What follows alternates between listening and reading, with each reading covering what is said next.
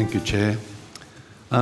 Is it the case that the New Zealand government could grant New Zealand residency to 150 asylum seekers on Nauru or Manus Island if it chooses, without needing permission from the Australian government?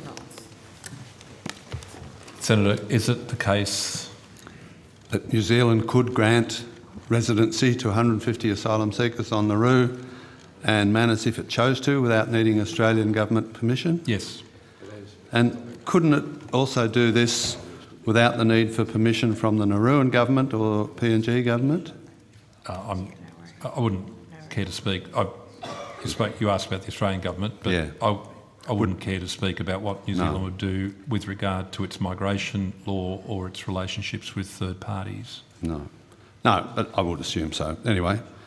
You might need to ask the government of New Zealand, but in terms of requiring our permission, as a matter of law, the answer is no. Right. So what's stopping New Zealand government granting New Zealand residency to 150 asylum seekers? Is it the New Zealand government actually has no intention of accepting them? Or does it just want some compensation from the government of Australia or Nauru or PNG for taking them? Well, you need to address that question principally to the government of New Zealand, but just based on what New Zealand officials have said, going back to the time of, as I recall it, former Prime Minister Key, and repeated subsequently by Prime Minister English and Prime Minister Ardern, that the offer that has been made to take 150 persons annually, if I recall it, was an attempt to provide assistance by way of a resettlement solution, which would be done in a consensual and collaborative way with the parties concerned, that is to say the governments of PNG and or Nauru, as applicable, the government of Australia and the government of New Zealand. If they can do it anyway, it makes you wonder why they don't, if they're sincere about it in New Zealand. And it does undermine the suggestion that the New Zealand government is being humanitarian, doesn't it?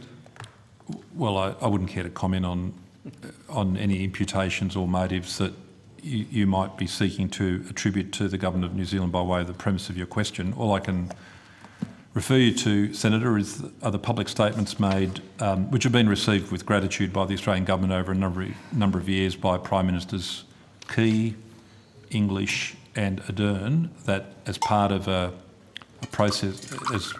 larger process of finding resettlement outcomes for refugees, they are willing to participate in the terms that those three Prime Ministers have stated. For which they sound like they're asking for Australia to agree when it's not actually necessary.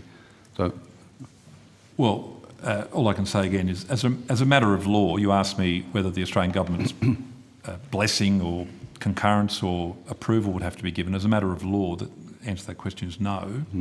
But as a matter of the stated diplomatic objectives of the government of New Zealand in